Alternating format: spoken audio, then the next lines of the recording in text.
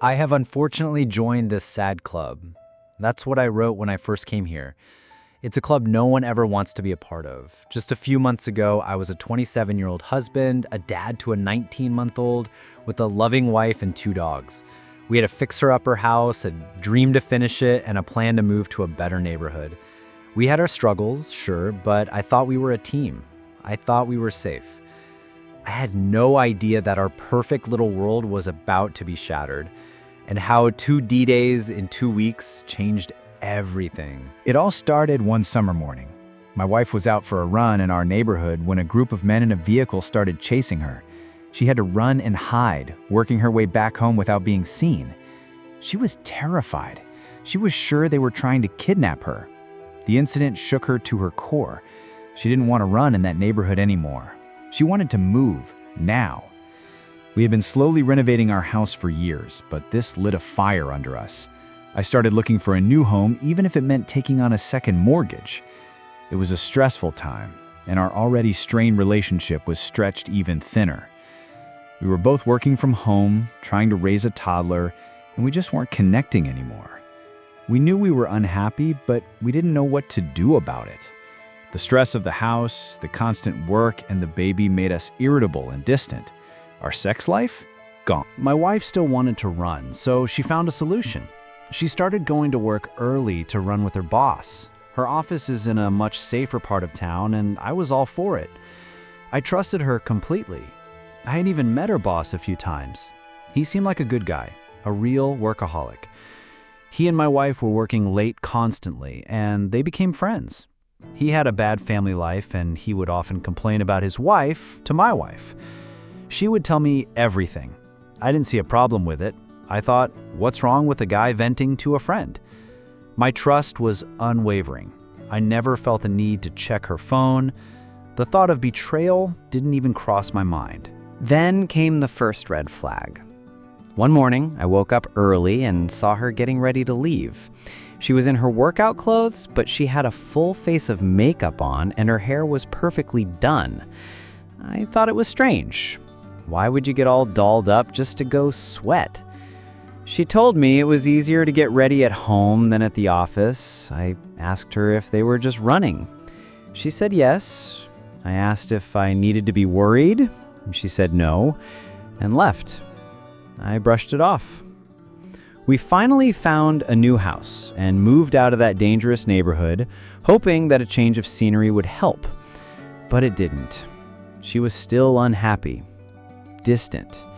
After her friend's wedding in October, she said she was unsure about our future and didn't even want to try for a second child anymore. We were trying to talk, but I felt like I was losing her. After Thanksgiving, we came back from a walk with our baby and dogs, and she sat me down. She was hesitant, stumbling over her words, repeating, "I don't even know how to say this." My mind went to the worst places. I thought someone had died. She finally blurted it out. "Me and boss have gotten too close and have developed feelings for each other." I was shocked, crushed, but not entirely surprised.